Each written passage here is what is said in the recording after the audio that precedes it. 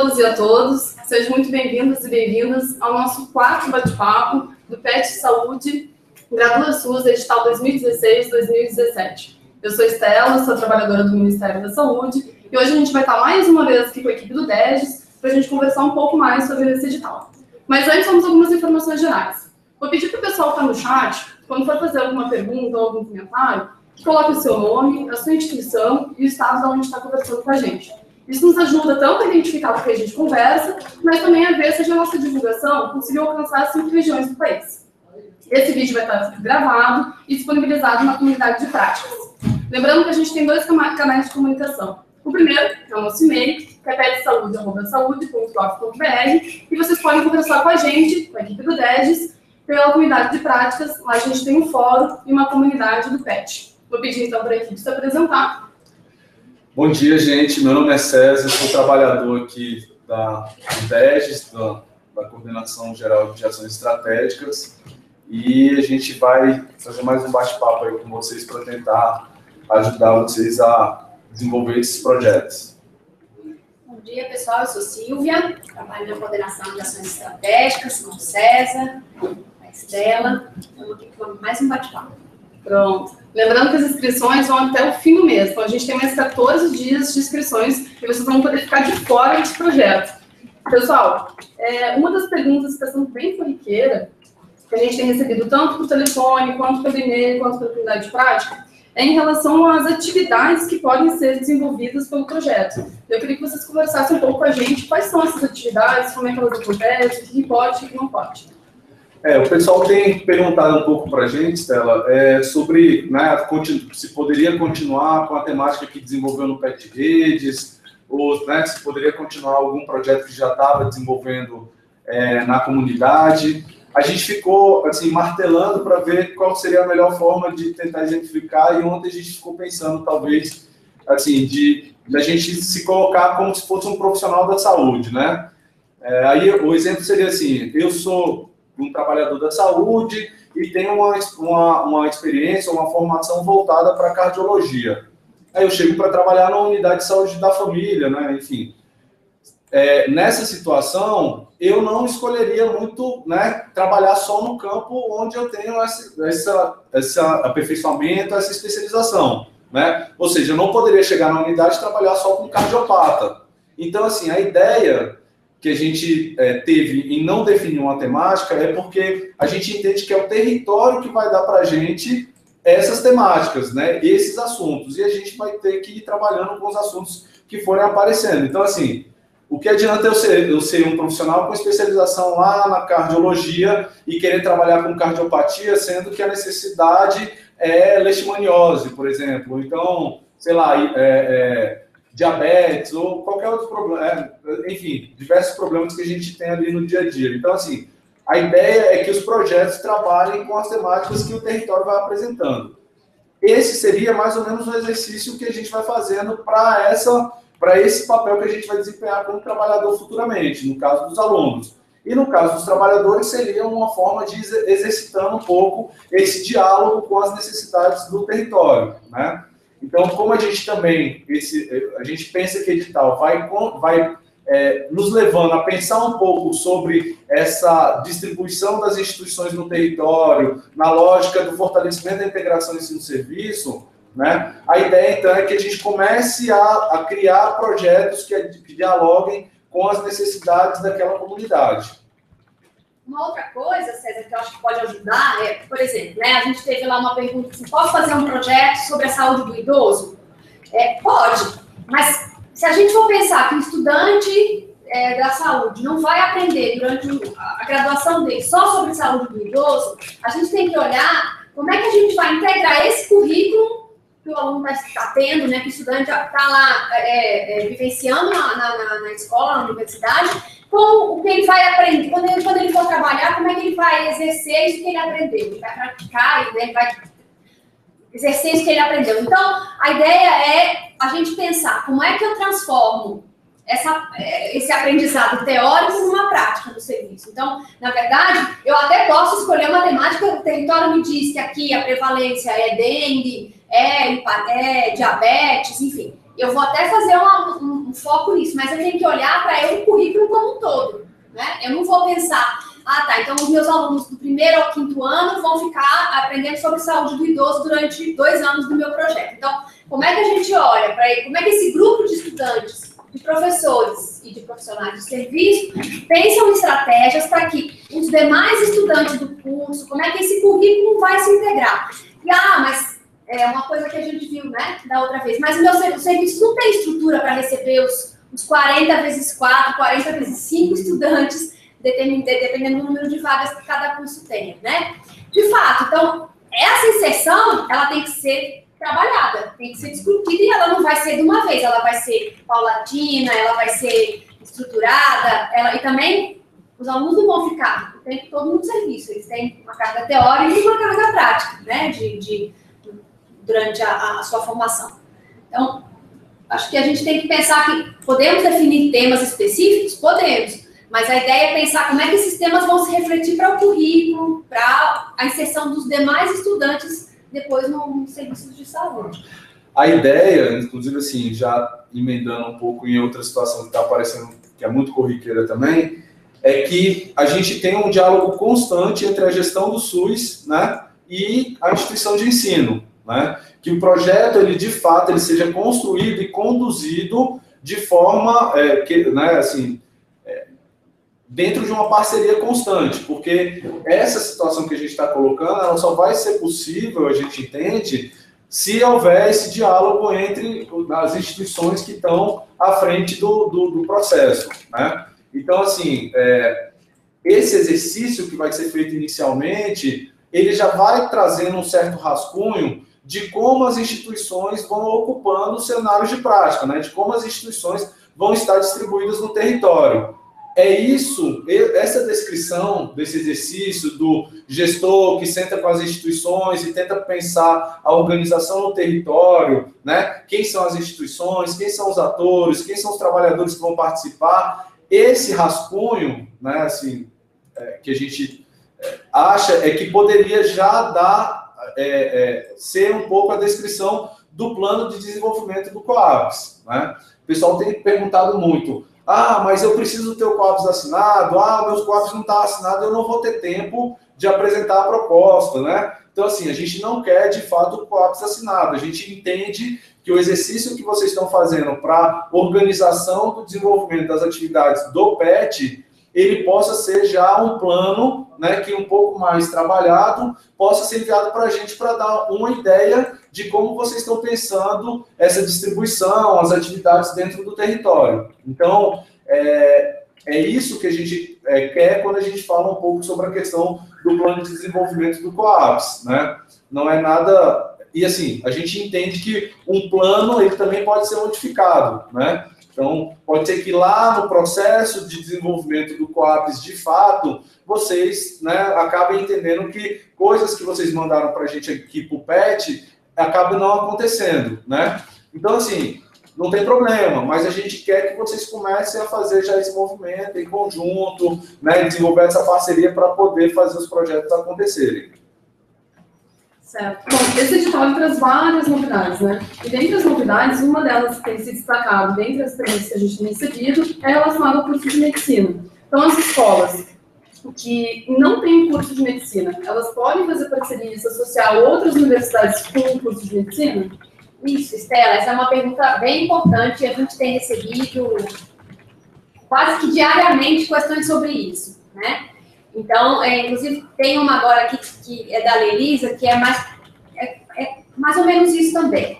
Então, algumas instituições, elas só têm um curso de medicina, por exemplo, e o edital coloca que as instituições têm que ter pelo menos 2 grupos com cursos diferentes para submeter ao projeto, né?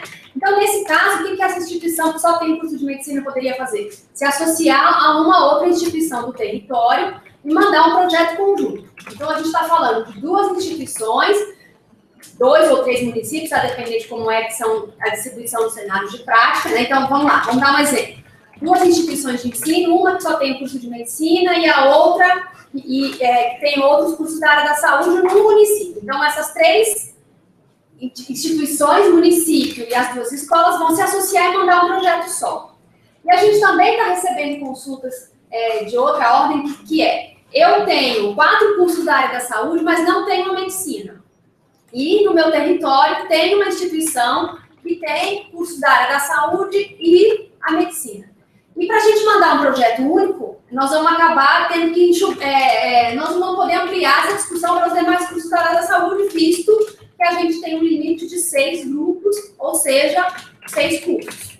Então, o que a gente discutiu e está conversando com as escolas e com os municípios é que há a possibilidade, então, dessa instituição que tem o curso da área que tem a medicina, ter um grupo que vai desenvolver a atividade com essa outra escola que não tem a medicina. Então, vamos lá. A gente vai ter um projeto da escola A com o município B e um projeto da escola C com o município B. E o curso da medicina da escola A vai estar junto com a escola C. Certo? Então, daí, como a escola A, ela vai ter um trabalho junto com a escola B. Agora, o que tem que estar claro no projeto da escola C? Que os alunos da escola A vão ter atividades integradas com os demais estudantes dos cursos da escola C. Tá? Por quê? Porque a gente está falando que os grupos têm atividades que são para dentro dos seus cursos, mas eles também têm atividades transversais. O projeto tem que apresentar atividades interprofissionais, então, assim, os cursos têm que ter atividades conjuntas no serviço. Então, essa escola, a C, que não tem curso de medicina, vai ter que pensar como é que os estudantes da medicina da escola A vão estar integrados com os seus demais estudantes. Tá? Então, precisa ficar demonstrado no projeto que há uma integração de todos esses estudantes nos cenários de prática. Não é só eu mandar um grupo de estudantes da medicina daquela escola, me juntar a eles e fazer um projeto e o estudante nunca mais se encontrar com os estudantes da escola, né? Então, a ideia, há a possibilidade de fazer essa integração, mas eles têm que fazer atividades, tem que estar demonstrado no projeto que vai acontecer atividade conjunta de todos eles.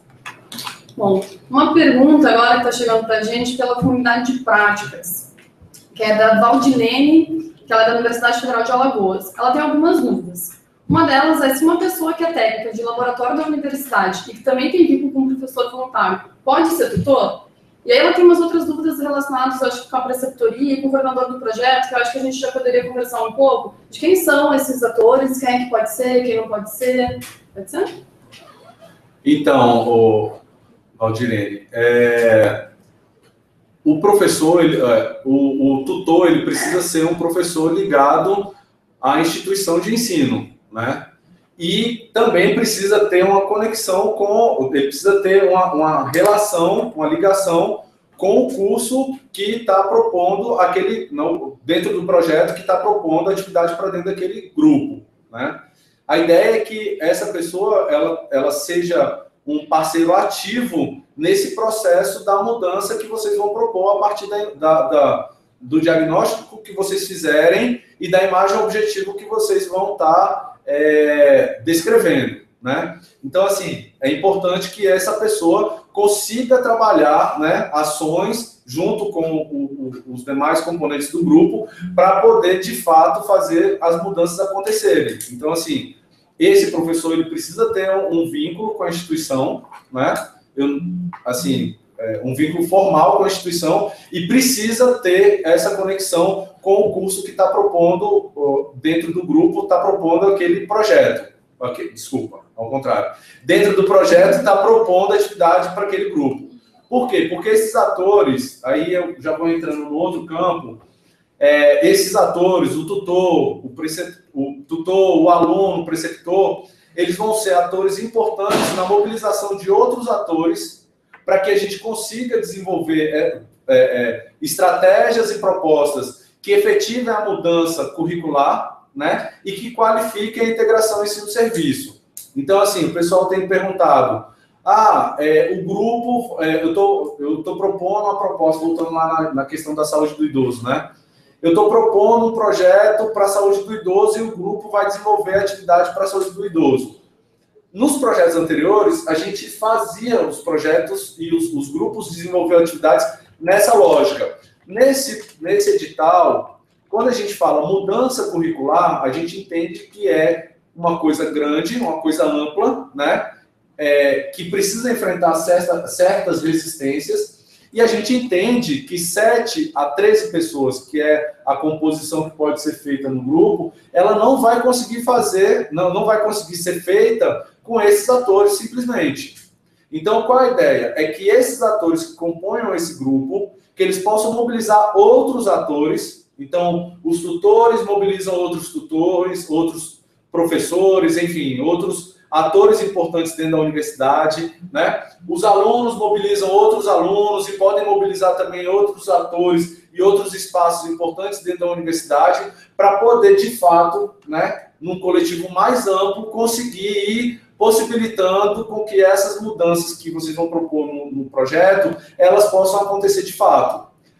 Por outro lado, os preceptores também vão fazer o mesmo movimento para dentro da gestão. Por isso que a gente coloca aqui, dentro, né, do grupo de preceptores, a gente pode ter também gestores, porque a gente entende que esses atores, dentro da gestão, eles podem mobilizar outros trabalhadores que não são preceptores ainda e que têm vontade de se tornar preceptores, ou trabalhadores que são preceptores, mas que não estão envolvidos com PET, ou trabalhadores que não têm vontade de ser preceptor, mas que precisam entender que tem uma responsabilização enquanto profissional do SUS em estar participando da formação de novos profissionais. Então, a ideia é que esse grupo, ele não seja o grupo que vai especificamente trabalhar um projeto dentro lá da comunidade. Ele é um grupo que tem uma função para além disso. Eles vão desenvolver essas atividades lá, mas são pessoas que vão mobilizar outros atores para poder desenvolver as estratégias, para poder trabalhar em cima das estratégias que vocês vão desenvolver para atingir a imagem objetivo. Então, nesse ponto, você desenvolver, né, você descrever e fazer o diagnóstico do que vocês querem, de como estão agora, e descrever uma imagem objetivo, identificando indicadores para chegar até lá, é super importante para vocês irem galgando, né, os caminhos para conseguir executar esse projeto em 2 anos. Então, acho que essa pergunta, ela traz também esse outro ponto de vista que eu acho que é bem importante a gente deixar claro. Tá, então o tutor, ele tem que ser do curso, mas não necessariamente ele é da categoria profissional daqueles alunos, tá? Exatamente, Stella. O tutor, nesse caso, é bom enfatizar, vamos botar um exemplo claro, né? O curso que está propondo lá o desenvolvimento das atividades dentro de um grupo, determinado grupo, é a enfermagem. O professor, ele precisa ser enfermeiro? Não, mas ele precisa ser do curso de enfermagem. Exatamente por isso, porque a gente quer que seja uma pessoa que tenha inserção para dentro do curso e que tenha, né, condições de desenvolver essa discussão com os atores que eles acharem que sejam estratégicos. Bom, a outra pergunta da Valdinei é em relação a... Ela gostaria de mais detalhes sobre qual é a função do coordenador do projeto. Então, Valdinei, isso vai depender muito do tipo de atividade que vocês estão propondo, mas a ideia é que o coordenador do projeto, ele vai articular todas essas atividades que vão ser desenvolvidas. Então, a gente está dizendo no edital que o coordenador do projeto, ele é um profissional do SUS, né? Ele é alguém da gestão ou da atenção à saúde.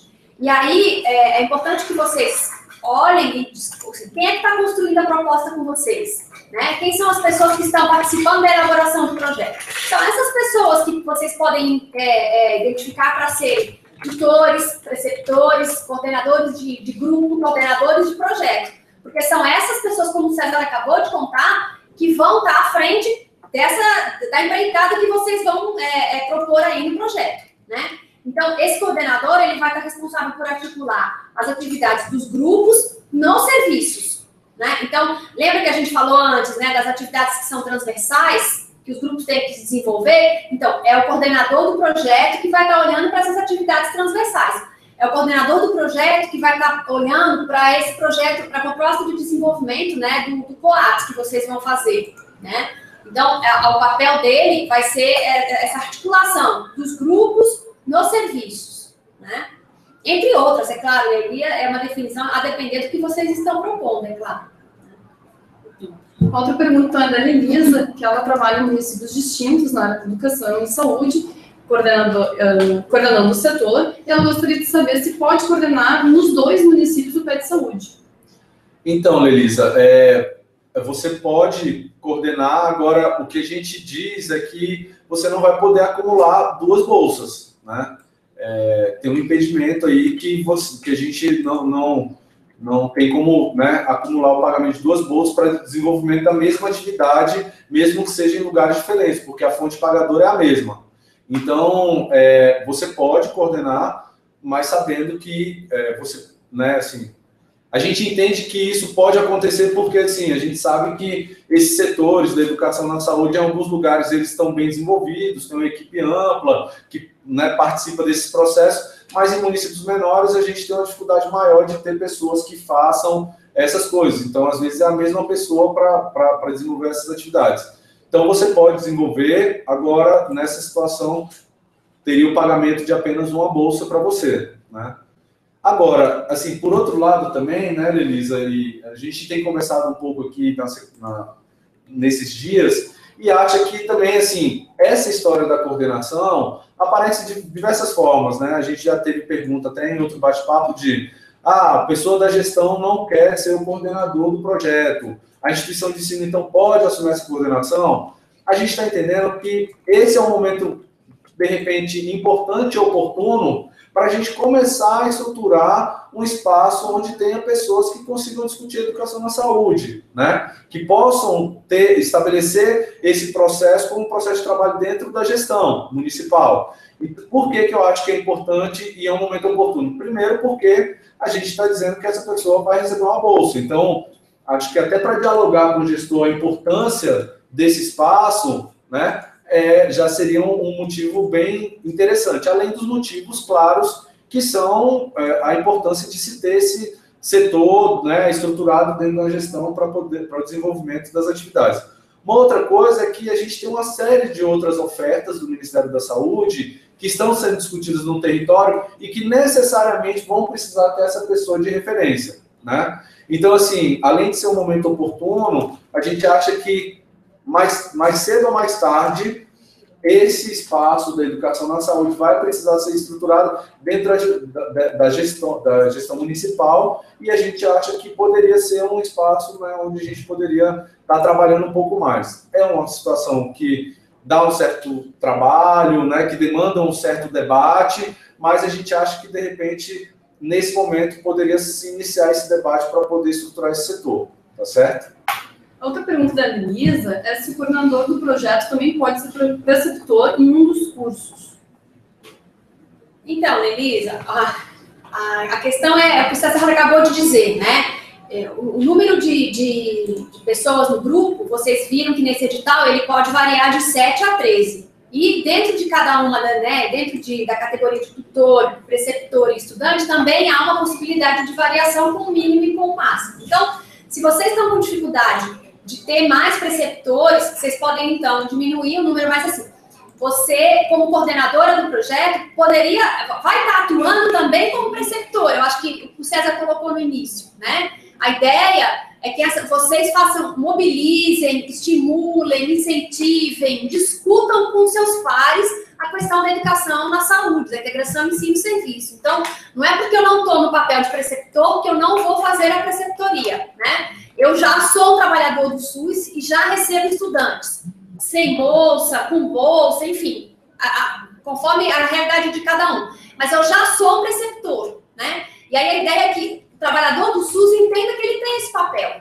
Então, hoje eu não sou preceptora, porque eu não tenho bolsa, eu não estou no PET, eu não estou na residência, e aí eu estou fora desse espaço. Não, na verdade, a gente está lá o tempo todo fazendo educação permanente com os nossos colegas de trabalho, para os estudantes que estão no nosso serviço. Então, a ideia é que a gente possa ter esse coletivo de trabalhadores, entendendo que eles têm, sim, um papel na formação. Eu recebo a escola técnica, os técnicos de enfermagem que vão fazer a prática no serviço. Eu estou fazendo preceptoria com eles. A hora que eles observam o meu modo de trabalhar, que eles discutem casos nas rodas de conversa, eu estou fazendo preceptoria, né? Então, a ideia é que vocês possam ter, agregando pessoas para esses grupos e para essa discussão. Então, né, se você quiser ser preceptora desse grupo, porque, como o César disse inicialmente, você não vai poder acumular as bolsas. Mas a gente entende que vocês poderiam identificar outras pessoas para ganhar força aí essa discussão no serviço. Bom, outra pergunta da Silvia Helena Batista, que ela me questiona se eles podem compor grupos com 2 cursos que estejam próximos com os momentos da mudança curricular. Oi, Silvia. Então, eu fiquei um pouco na dúvida com relação à pergunta, mas aí eu vou tentar falar dos 2 pontos de vista que eu entendi. Você pode compor, desde que sejam, né, que cada curso componha um grupo. Né? É porque eu fiquei na dúvida se ali a gente estava. Se a pergunta era se os 2 cursos podem compor o mesmo grupo. Né? Eu acho que se foi isso, acho que não. Aí não. Né? Pode compor, aí assim, a resposta seria: pode compor com 2 grupos, com 2 cursos que estejam em momentos próximos da mudança, mas que cada curso componha um grupo. Tá? Ou seja, não é possível juntar 2 cursos num grupo só, mesmo que eles estejam no mesmo momento da mudança curricular. Eu entendo, a gente também tem tido várias questões sobre isso, Estela, que é assim, mas eu tinha 8 cursos, agora eu vou ter que fazer uma escolha, porque eu só posso colocar 6, né? Então, a gente tem discutido aqui nas outros bate-papos nossos, né, de que a gente faça, então, uma análise de como é que esses cursos estão, né? E aí eu posso ter os cursos trabalhando paralelamente, junto no projeto, né, desenvolvendo as mesmas atividades, só que não como um grupo PET nesse edital. Né? E assim, uma outra coisa que eu acho que é importante, assim, sempre a gente tem provocado a questão da sustentabilidade nos editais anteriores, né? Então, a gente acha mesmo que esse movimento ele vai acabar, né, movimentando vários cursos. A gente tem um limite, né, com relação à quantidade de grupos que a gente vai compor cada projeto, mas, assim, a gente acha interessante que, nesse processo de discussão, a gente vai ter que mesmo definir quais são os projetos que vão, quais são os grupos, quais são os cursos que vão compor os grupos do projeto, mas é importante que vocês estendam um pouco essa discussão e já comecem a pensar de que forma os outros podem ser inseridos também, ou quais estratégias vocês querem desenvolver para poder inserir os outros também. Tem essa coisa que a gente, né, coloca, que é o limite financeiro que a gente tem para apoiar os projetos, né? Na verdade, assim, a gente tenta fazer uma certa indução, um apoio para que as ações aconteçam através do PET. Mas a gente entende que isso também pode ir para além um pouco do que o edital coloca, e aí vocês podem desenvolver estratégias, como a gente sabe que várias escolas já fizeram estratégias para além do que o que a gente propunha no PET, e que são estratégias interessantes. Então, acho que vale a pena fazer essa discussão e tentar achar estratégias que possam também incluir esses outros grupos que não vão ser, de repente, contemplados, né, dentro do projeto PET Saúde Graduações. E César, você também disse no começo, né, da questão do COAPS. Então, assim, mesmo que eles não estejam com um grupo PET, esses cursos vão entrar para a discussão do contrato, né, do COAPS. Então, acho que, de qualquer forma, as estratégias podem ser também aplicadas a esses outros cursos que não estarão compondo um grupo do PET, porque a gente vai pensar também na discussão do COAPS, e aí é para todo mundo, né? Bom, outra pergunta da Graciele, de MSCAN, Espírito Santo, que ela gostaria de saber se a bolsa para coordenador do projeto deve ser prevista entre as bolsas de preceptoria, por exemplo, ou se tem uma vaga específica para eles, fora das outras vagas, docente, preceptores. É fora, né, Graciele? Então, assim, vocês têm de 7 a 13 pessoas participando do grupo e o coordenador do projeto recebendo bolsa. Bom, outra pergunta vem do sul do país, que é de Laje, Santa Catarina, do Uniplac, que é da Cristina Subtil. Ela gostaria que a gente conversasse um pouco de alguns exemplos práticos da interdisciplinaridade. Então, Cristina, assim, é difícil a gente dar exemplos, né? Assim, o que a gente tem colocado como ponto principal da interdisciplinaridade é a questão da transversalidade que deve ser prevista dentro do projeto, né? Então, a gente entende lá que cada grupo composto por áreas profissionais específicas, né, vai ter uma função de atuação para dentro do currículo, né? Então, assim, eu tenho grupo lá da enfermagem, medicina e farmácia, ou fisioterapia, sei lá, né? cada um desses grupos vai ter atividades que vão para dentro do currículo, né? Que vão desenvolver estratégias e atividades que vão atuar para dentro do currículo. Mas o projeto, ele precisa ser transversal, ele precisa pensar em processos ou atividades que consigam fazer com que os grupos tenham um diálogo em um determinado momento. Quer dizer, em um determinado momento não, em todos os momentos, né? Então, assim, a transversalidade dessa proposta, do projeto como um todo, é que a gente acha que atinge esse processo da interdisciplinaridade.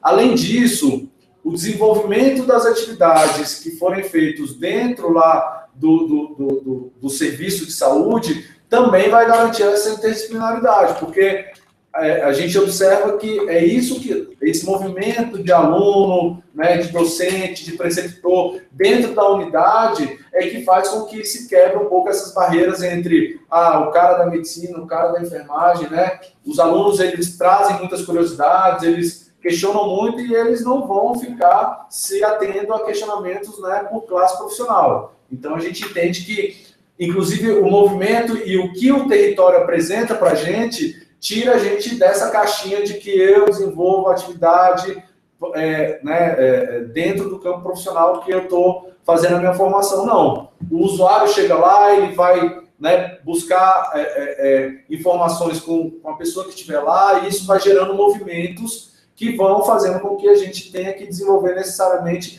atividades interdisciplinares. Além do que, um ponto do que a Silvia coloca, né, dessa questão da instituição que vai fazer um projeto em conjunto com outra instituição.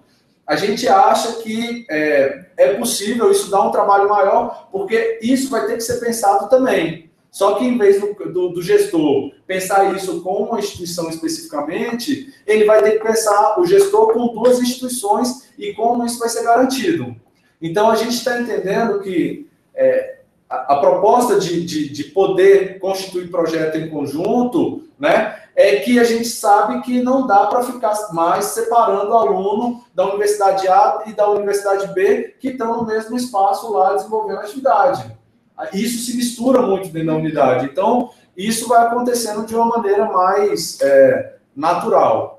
Nosso entendimento é esse. Eu acho, César, que o território vai trazer exemplos de interprofissionalidade, até mais do que interdisciplinaridade, né? Mas porque é uma visita domiciliar que o estudante vai acompanhar, ele não tem só uma categoria profissional fazendo isso. É uma discussão de projeto terapêutico singular, ele vai ter vários profissionais envolvidos. Se a gente está falando da integração com o serviço de saúde mental, você tem ali um leque de outros profissionais, né, estão vinculados à saúde mental. Então, eu acho que o próprio território, os serviços vão trazer para a gente possibilidades de um trabalho interprofissional, é uma discussão de caso, enfim, o que quer que o serviço vai, né, no cotidiano do serviço, a gente vai poder olhar e ver atividades que são interprofissionais, interdisciplinares. Dentro da universidade, como é que eu proponho também atividades interdisciplinares, sejam atividades de extensão, que estão no currículo, que eu tenho a possibilidade de ter vários cursos, sejam módulos, disciplinas mesmo, né? Então, enfim, acho que vocês aí já têm vários exemplos, é só... eu acho até assim, Silvio, que daí vem a importância da gente, que a gente tem sempre colocado, né? Da parceria da gestão municipal com a instituição de ensino. Não só para a descrição do projeto, mas no desenvolver, no desenvolvimento das atividades durante o período de validade do edital, né? Porque esse processo, provavelmente ele vai ser pensado e repensado várias vezes, e é esse movimento que eu acho que vai garantindo o sucesso, né, das atividades que a gente está propondo. Ela está com dúvida em 2 itens do edital. Um que se refere à questão de apoiar a organização de 2 edições do Versus, né? E lembrando que o Versus está com a chamada aberta para projetos, né, até o dia 24. Então é só acessar lá ou o site do OTIX, ou o site da CEGEDS, ou a Comunidade de Práticas. Lá vocês vão encontrar mais informações a respeito da chamada, então, dos projetos do edição 2016 Verão do Versus. Bom, mas voltando. A Viviane Partonelli, ela está com dúvidas em 2 itens. Um relacionado, então, ao apoio dessas 2 edições do Versus no território, e o outro é relacionado com a formação dos tutores e preceptores. Eu queria que vocês esclarecessem um pouco esses 2 itens do edital. Então, Viviane, com relação ao apoio, né, ao desenvolvimento do Versus, porque a gente entende que, na verdade, sim, o Versus tem o protagonismo dos estudantes, né? Acho que isso a gente precisa apoiar. E, assim, no geral, a gente observava que, às vezes, os estudantes tinham dificuldade de conseguir o apoio da gestão municipal, né, ou da própria instituição de ensino para o desenvolvimento desses projetos, né? Porque, assim, às vezes, esse protagonismo era confundido com a história assim, a responsabilidade é sua, então você vai lá fazer sozinho, né? A gente sabe que não é possível, né, a ideia de que a gente apoia a inserção dos alunos para conhecer o dia a dia num serviço de saúde ou num espaço da gestão municipal, ela é importante e precisa do apoio desses atores. Então, o que a gente está querendo é que, amarrando a essa história toda do desenvolvimento dos projetos do PET, que a gente também já tenha uma consciência das instituições que precisam dar apoio aos estudantes nessas atividades do Versus, né? Então, seria, de certa forma, um ponto de apoio dos estudantes para que eles consigam fazer essas articulações. Às vezes, eles precisam de um transporte para deslocamento, eles precisam de um apoio na chegada ao município, né? Às vezes, eles não desenvolvem atividades em municípios onde eles estudam. Então, assim, como é que é esse apoio na chegada dos estudantes? Como é que eu consigo desenvolver uma agenda em conjunto com os estudantes para que eles possam visitar os espaços, para que eles não cheguem lá nos espaços como se fosse uma visita ao shopping, né? Para que, de fato, os trabalhadores consigam perceber a necessidade e a importância de sentar com os estudantes, de num determinado momento, ter uma agenda para poder conversar, acolher esses estudantes. Então, assim, é isso que a gente quer garantir, tá? Então, assim, a ideia seria que vocês já pudessem ser um núcleo onde os estudantes do Versus possam ter esse apoio para o desenvolvimento das atividades que eles, né, que forem proposto dentro do projeto que eles submeterem, né, ao edital. Uma outra coisa que é a questão da formação do preceptor, né?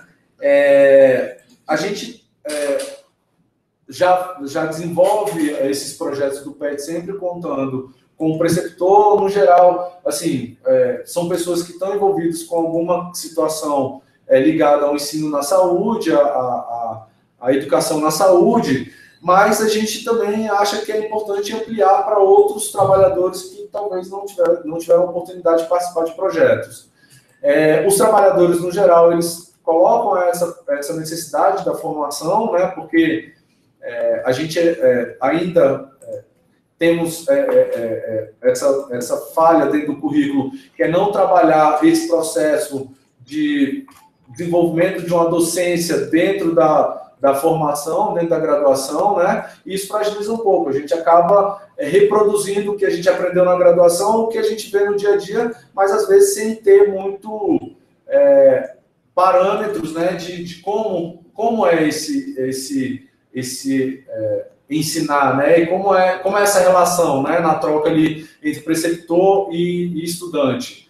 Então, a ideia seria que a gente desenvolvesse uma formação, a gente provavelmente deve lançar, e vocês vão ficar sabendo, mas assim, a ideia é que vocês tenham o compromisso, né, de inscreverem os seus trabalhadores que participam desses processos do PET, por exemplo, nesses cursos que vão estar sendo disponibilizados pelo Ministério. Por outro lado, a gente sabe que tem instituições no território que também desenvolvem esse curso de formação, né? Então, assim, esses trabalhadores, eles podem também ser inscritos nesse curso de formação que já é desenvolvido, talvez, por uma das instituições que estão dentro do território. A ideia só é que a gente consiga ir qualificando um pouco mais esse trabalho do preceptor dentro do serviço de saúde, entendendo também que esse preceptor, ele não vai ser... A gente entende que o profissional que desenvolve a preceptoria, muitas vezes, ele não é só o profissional que acompanha os alunos do PET, né? Ele é um profissional que acompanha outros projetos da graduação, né? Que desenvolve também projetos junto com a residência do serviço. Então, assim, a gente quer olhar para esses profissionais, a gente quer apoiar, a gente quer desenvolver processos de qualificação desse processo da preceptoria, tá? E aí, nesse caso, a gente também está tentando amarrar esse compromisso, né, dentro do PET. Bom, a gente segue com uma pergunta do Versus, que é com a Resicleide, que é da Escola Baiana de Medicina e Saúde Pública, que ela questiona qual é a relação do Versus com as instituições de ensino, né? Essa é a relação organização e formatação.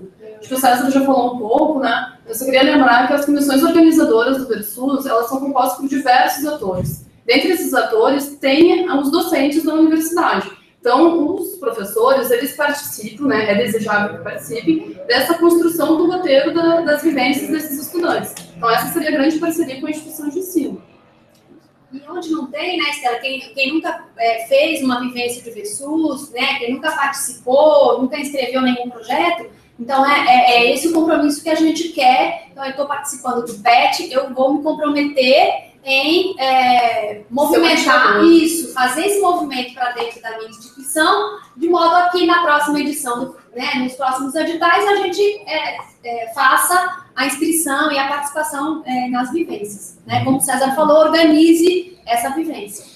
Bom, a gente sai com a pergunta com a Débora Zigleide, que ela gostaria de saber se o coordenador do projeto ele estará responsável por todos os grupos. E qual é a carga horária que o profissional do serviço utilizará para as ações do PET? Será 8 horas, como os demais? Rosicleide, então, é importante dizer assim, né? Porque a pergunta também tem duas, pelo menos na minha leitura, parece que tem duas conotações. O responsável por cada um dos grupos é um docente, tá? O responsável pelo projeto, por esse compromisso de transversalizar as ações dos grupos, é do coordenador. Então, acho que, para ficar claro, é isso. Assim, o coordenador vai ter um papel dentro do projeto, né, de acompanhamento do projeto como um todo, e dentro de cada um dos grupos você tem um coordenador que é um docente. Tá? Com relação à carga horária, eu acho, assim, mais do que a gente definir essa carga horária mínima, né, porque a gente coloca isso para tentar ajudar um pouco vocês nessa organização de agendas e tal, mas no caso do profissional de serviço, mais do que a gente definir qual é a carga horária mínima, qual é a carga horária que é possível ele desenvolver essas ações junto com os alunos e que não cause problema no desenvolvimento do cuidado no serviço, né? Então, assim, acho que a gente precisa pensar um pouco essa proposta. Até alguém, voltando também a uma questão que a Cida já citou lá atrás, que é a questão, né, de assim, vai caber todo mundo dentro da unidade de saúde. Então, assim, a gente precisa ter o cuidado de projetar o desenvolvimento das atividades dentro da unidade de saúde que comporte um número de estudantes e docentes e que não cause danos ao atendimento ao usuário. Então, a mesma situação eu estou utilizando aqui para poder a gente pensar com relação à carga horária. A gente tem que ter o cuidado da gente não projetar atividades para ser desenvolvida pelo preceptor e que daqui a pouco comece a concorrer com o desenvolvimento do cuidado ao usuário. Então, acho que aí vem a importância da constituição do projeto em conjunto, da discussão das atividades, do que é possível para que a gente consiga maximizar o aprendizado do estudante dentro do serviço, mas que a gente também não comprometa o atendimento e as atividades que são já desenvolvidas pela unidade com relação aos usuários. César, eu vou voltar aqui até uma das questões que a gente discutiu nos outros bate-papos, que eu faço um processo seletivo, eu faço edital, eu faço chamamento público, como é que eu chamo as pessoas para participarem? Então, acho que esse é um ponto importante de novo, né, César? Porque muitas vezes a gente já tem nos nossos municípios, nas nossas instituições de ensino, pessoas trabalhando com essa questão, que foi uma coisa que o César falou no começo. Então, assim, nesse projeto, a gente tem que olhar para isso também. Então, mais até do que um processo seletivo, eu identificar um coletivo de pessoas que já estão trabalhando com essa questão. Porque a gente vai precisar reunir forças para implementar tanto a mudança quanto a qualificação da integração ensino-serviço. Então, qual o tempo que esse preceptor vai dedicar? Muitas vezes esse é o trabalho dele. Muitas vezes ele é o profissional da área da saúde que cuida da integração de ensino e serviço no município. Então, assim, esse é o trabalho dele. Ele vai agora também trabalhar no PET Saúde, né? Juntar o PET com o COAPS, com o VSUS, com as ações do EPS em movimento, enfim, com tudo que a gente está colocando no território para discutir integração, ensino e serviço, educação permanente, educação na saúde, ensino na saúde, enfim. Aí, muitas vezes, essas pessoas já fazem essas atividades e elas vão agora, então, participar do PET Saúde. Bom, mais uma pergunta, então, da Cristina, da Uniplac, de Santa Catarina, que está relacionado com quais as instâncias que o projeto precisa passar, né? Ela até pergunta, ele tem que passar pela CIES, pela CIR, ou ele só tem que ser informados? Essa pergunta a gente até conversou ontem, né, Estela? Que era importante a gente falar ela aqui, fazer esse comentário. Porque nesse edital, vocês vão ver que a gente não exigiu que vocês tivessem nenhuma documentação da CIR, da CIES, da CIB, do Conselho Municipal de Saúde, para facilitar, de fato, para desburocratizar esse processo. Isso quer dizer que o projeto não tem mais que pactuar com ninguém? Não, muito pelo contrário. Né? Eu acho que o projeto o tempo todo coloca, o edital o tempo todo coloca, que há uma necessidade de articulação, né? Que não vai dar para chegar lá e dizer, vou fazer um projeto com esse tema tal, com essas pessoas aqui. A gente está entendendo que o edital traz a necessidade da articulação. Então, eu tenho uma comissão gestora do ProSaúde que começou lá em 2007, eu desfaço ela? Não. Existem pessoas nessa comissão que trabalham com essa questão. Então, exatamente, vamos pactuar nessa comissão, vamos discutir com essa comissão como é que vai ser a nossa proposta. Eu tenho dentro da CIES um grupo que está junto discutindo a qualificação da integração de ensino e serviço. Pronto. É nesse grupo que a gente vai apresentar esse projeto. Só que dessa vez eu não preciso demonstrar para o Ministério, apresentar nenhuma documentação de que eu fiz essa pactuação. Né? Isso vai ter que estar demonstrado no projeto. Essa articulação com o município, com as instâncias que vocês possuam aí, ela vai ter que estar demonstrada no projeto. Não há uma necessidade de que vocês tragam nenhuma documentação. Então, reforço, isso não quer dizer que não há necessidade de articulação e de pactuação.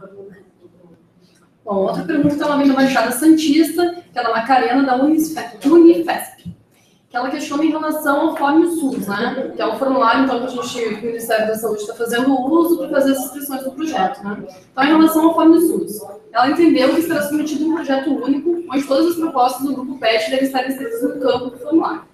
Sendo assim, os campos 13 e 14, que agora a gente vai ter que resgatar nas nossas memórias que campo é esse, onde devem ser inseridos. Eu não estou lembrando aqui de cabeça 13 e 14. A gente pode tentar, se essa resposta tiver vindo pela comunidade ou pelo e-mail do PET, a gente responder lá. Então, assim, se for o 13, se for a termo de compromisso, ele é um anexo, né? Eu não estou me lembrando mesmo. Então, aí, assim, é assinar o termo de compromisso e anexar lá, escanear, né, depois das assinaturas, e anexar lá. É um documento único. Então, vamos supor, o documento meu ficou com 2 páginas, porque várias pessoas assinaram, eu tenho que juntar esse documento num documento só, porque não dá para eu escanear a primeira página, escanear e inserir a segunda. Eu tenho que inserir esse documento único, tá? Eu acho só assim, Silvia, também não estou me lembrando, mas assim, isso me relembrou uma outra situação que eu acho que já é importante a gente ir sinalizando, levando em consideração que a gente já está aí há pouco menos de 2 semanas para o fim do prazo, né? Acho que é só uma dica mesmo com relação ao FormSUS. O FormSUS, ele é uma ferramenta que, se você demora demais a inserir todas as informações, quando você salva, ele pode cair. Ele tem um timezinho lá que não fica aparente para a gente, e aí na hora que você salva, ele cai, aquela página que você já tinha escrito, e você não consegue resgatar as informações. Então, a minha dica, já entendendo que algumas pessoas já vão começando a inserir os projetos no FormSUS, é que vocês, de repente, transportem os questionamentos que estão lá no formulário para o Word e façam a construção desse projeto no Word, e depois copie e cole lá, porque aí vocês ficam com o backup, que é o Word, e quando vocês forem inserindo esse processo lá no FormSUS, se de repente o formulário cair e vocês, né, não tiverem terminado ou não tiverem salvado as informações todas, vocês têm esse backupzinho lá que fica fácil depois fazer a inserção. Então já fica a dica aí para quem já começou a inserir, para que não perca esses dados, e para quem também vai acabar conseguindo fazer isso de última hora, porque pode ter essa dificuldade e isso pode atrasar ainda mais o envio do projeto. Então, façam primeiro no Word lá e depois salve esse arquivo lá no computador de vocês e depois vocês vão copiando e colando para dentro do formulário, que eu acho que fica melhor e vocês não correm risco de perder essas informações. Bom, a Ana, da Secretaria Municipal de Marília, ela traz outra pergunta bem corriqueira, que a gente também conversou ontem, né, Silvinha, que é relacionado com os eixos que estão presentes no edital. Então, se eles têm que escolher um dos eixos, ou eles podem deixar o projeto mais amplo, abrangendo os 2 eixos que constam.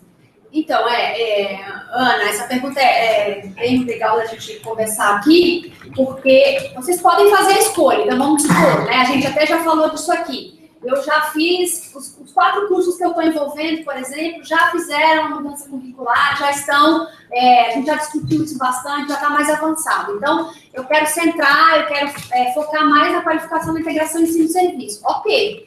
O que a gente está entendendo aqui, não há problema, vocês podem, então, focar mais no eixo da qualificação da integração ensino-serviço. O que a gente entende é que essas atividades, elas estão muito imbricadas, né? E elas são consequentes. Então, à medida que eu vou mudando o meu currículo, vai havendo a necessidade de eu ir mais para o serviço, se eu vou adequando a diretriz fala serviço desde o início, uma carga horária, formação no SUS. Então, há uma necessidade de eu começar a ir para o meu serviço. E para isso, então, eu preciso fazer a discussão no município, no território, de como é que isso vai se dar.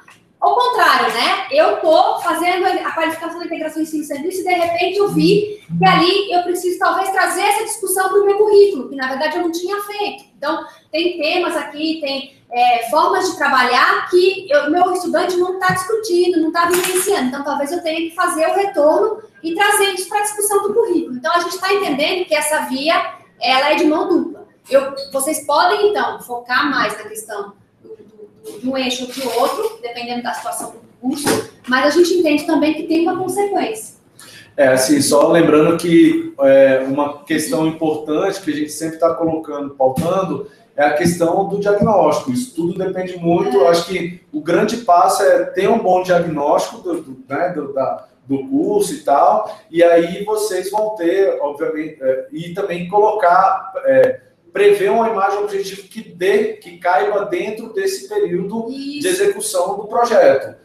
Acho que se vocês fizerem esses 2 movimentos, essas coisas vocês vão ver que vão aparecendo e elas estão mesmo muito próximas, elas estão dialogando muito próximo. Então, acho que o grande desafio aí são essas duas coisas, né? O diagnóstico e a definição de uma imagem objetivo que caiba dentro desse período do edital. Isso é muito importante, César, para a gente não ter projetos que depois, na prática, se tornem impraticáveis, né? Ou inviáveis, porque a ideia é que vocês, mesmo que a gente não consiga fazer tudo que pretendia, ou que a imagem, que o diagnóstico detectou, eu precisaria estar aqui, mas em 2 anos eu vou conseguir estar no meio do caminho. Então, eu acho que a gente também tem que ser bem claro e realista nisso, né? De pensar ações, estratégias que vão caber nesse período de 2 anos e dentro da conjuntura que vocês têm aí no território e nas instituições de ensino. Isso. Bom, pessoal, nosso bate-papo vai chegando ao fim. A gente agradece a participação do pessoal aí que está no chat. Lembrando que o vídeo vai estar gravado, disponibilizado na comunidade de prática. Só acessar lá. E a gente continua com os nossos 2 canais de comunicação. petsaúde@saude.gov.br e a própria comunidade de práticas. A gente agradece também a equipe do DEGES e o pessoal dos nossos bastidores, que vocês não estão vendo. Mas mais uma vez, vem para cá, o pessoal aparecer aqui para dar um tchau, né? Lembrando, então, a gente agradece também a equipe de comunicação que tem trabalhado fortemente para a gente conseguir dar conta, uma vez por semana, de estar aqui no bate-papo. Permaneça com a gente, por favor. E aí, então, as inscrições vão até dia 30 de novembro. A gente aguarda as inscrições de vocês. Um beijo, tchau e até semana que vem. Tchau, até semana que vem.